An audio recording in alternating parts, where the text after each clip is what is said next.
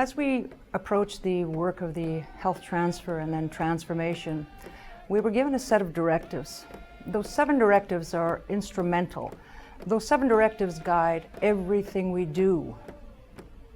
All the investments, all the service transformation, all the relationships.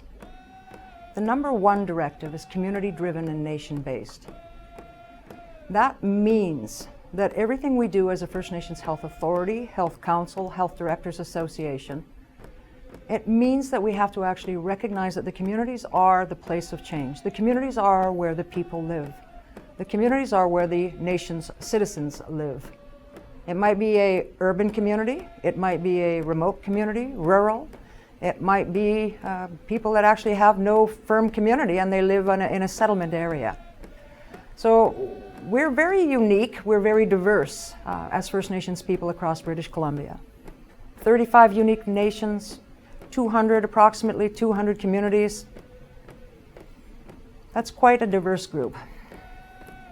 When we think about the capacity levels across those 200 plus communities, it's everything from having almost no capacity and experiencing many crises to having a fairly sophisticated governing structure and being able to produce a lot of fairly good services. So there's extremes on both ends, and then there's a lot of space in between. And so when we think about capacity, capacity, well, immediately my head says a cup. Oh, it's got capacity, it's got volume, it holds so much. And so capacity for us as First Nations people, and thinking about what we need to be doing to achieve our vision of being healthy and self-determining and vibrant, capacity might take different forms for different communities. All of us have a desire to become self-governing, independent, to be healthy again. That's self-determining, putting self back into the equation. But again, historically, the recognition has been given to Indian bands, not so much nations. Because of the diversity of the landmarks in BC, because of the geography being so diverse, our reality as First Nations communities is very different. So some of us are isolated by big mountains. Others have got a city in their backyard. I'm on a reserve right now, downtown Vancouver. I visited a community last week, very remote. So our circumstances are very different, so the capacity we need is very different, each community unto themselves. The functions we need to perform are pretty much the same, but what we need as far as resources, what we need as far as relationships, it might be different when you're in a very remote area than when you're in a downtown Vancouver environment. The functions of governance, things like leadership, things like engagement of your citizens, things like having human resources to actually manage processing community. It's taken for granted by the federal and provincial governments. When somebody goes to work in the federal government or the provincial government environments, it's taken for granted that they're going to have X number of square feet of office space, they're going to have administrative support, they're going to have security, they're going to have all kinds of things that are just part of what they have because they're sitting there doing a job. Well, in our community governments, well, number one, we're generally not recognized as governments, so we're funded based on programs, how many programs we deliver. So for the past 40 or 50 years, we've been basically delivering programs and services defined by other people, defined by the federal or provincial government. But we're in a new day. We're talking about nation-to-nation, government-to-government relationships. Nation-to-nation, federal crown relating to the Ktunaxa, the Tsimshian, the Tsilhqot'in, etc. Government-to-government, the province of BC, relating to those same nations, but stepping down a level and actually talking about the services delivered to the people that belong to those nations. So our work with the federal crown right now is really about sorting out who the nations are and ensuring that we have investments coming to us to perform governance functions. We need to make sure that we have good leadership. We need to make sure that we're engaging our citizens. We need to make sure that we know who our citizens are. Supreme Courts have said that archaic thinking about second generation cutoff, you're no longer an Indian, that's gone past. Supreme Court said no more. So there's a lot of our people out there, second, third, fourth generation, who have been cut off from this concept of status, who are still Ktunaxa or Intlaqapm or whatever your nationhood is. So we're going to be expected, we're going to be provided opportunity to reclaim our citizens, to recognize those people that have been cut off from our communities by historic policy. When we think about that, it provides all kinds of opportunity for us, but it also brings fear. Fear that we're going to see some influence coming from the outside, that it's going to change us. Well, how about if we actually strengthen up who we are? And so when our citizens are coming home, they're coming home to be strong, healthy Ktunaxa, strong, healthy Intlaqapm. So we start defining who we are again as governments, putting self back into the picture. Government is about giving services to people. Governance is about setting the standards for those services, setting the strategic direction, bringing the spirit back into the relationships. We've been focused on the letter, we've been focused on the policy and administering policy for a long time. We're now about relationship reset. So we as nations, we've got to stand up and say who we are, because the federal government, their historic relationships with us have been based on Indian bands.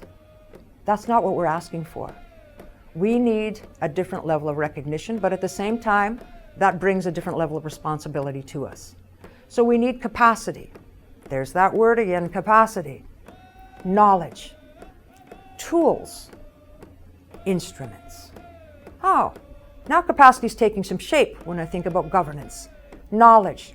Do I have the people with the right knowledge to perform the functions of governance? Do I have somebody that knows about planning? Do I have a human resource manager? Do I have somebody that knows about information management and the technology to support that? Those functions, they need to be supported. So as a nation and communities driving forward governance, rebuilding our governance structures, again, we have to remember who we are from a cultural base, because we don't want to replicate the types of institutions that have been built for us by the other governments. If we think back far enough, we will find what we need to find to actually rebuild in the future. We will find the evidence of how we functioned, how we governed, how we distributed resources, how we solved disputes, even the way we lived, the houses we lived in, and how we related in those houses. That is evidence of our governance.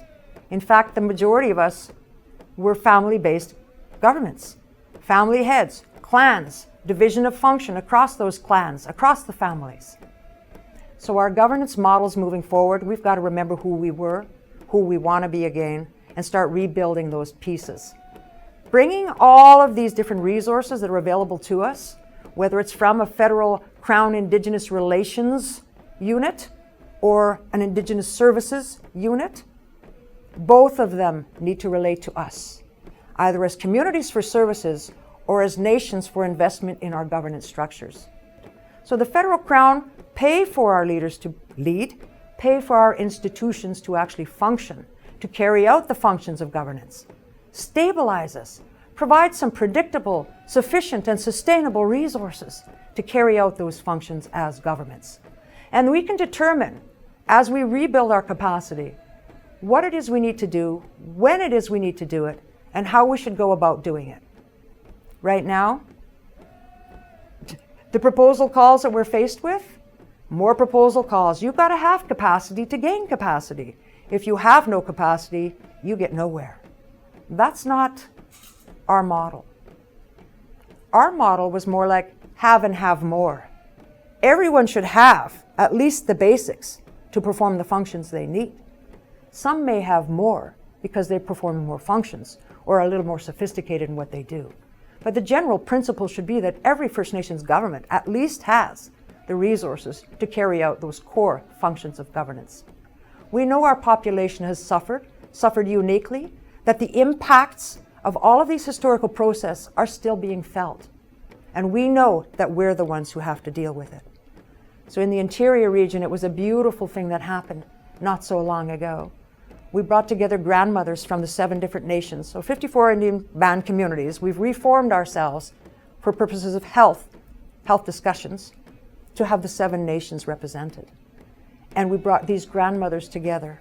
And those grandmothers were talking about how critical it is for them to regain the roles in the communities around being the nurturer, around leading some of the healing that is so necessary. This scarf I'm wearing, Maxine Noel designed this in recognition of the murdered and missing women. When we think about these things, about social support network, about how our gender balance has been knocked out of whack, about how we have very poor personal health practices and coping skills, and then we think about the implications of having sexual abuse in your own family, and you don't want to rat out your grandfather, you don't want to speak to what's actually happening to you.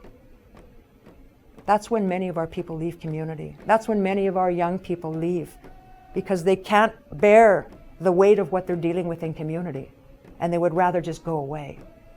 And so when we think about people that are missing, murdered, neglected, abused, it's a societal thing. It impacts us on an individual level, but it's a societal thing. And we have got to regain the capacity to govern, to set our own strategic direction, to envision our future and give it meaning in our own terms. So governance and government, both critical, both have to move forward. Governance will tell government how to behave and how to do things. But without this, the services are just replicating what's happened to us historically. And we know that they haven't been that useful to us, a lot of the services. So we again have to go back home, remember how it used to be, rebuild, and then celebrate along the way. Because there are many things to celebrate. We see it all around us. Remember, we're beautiful people.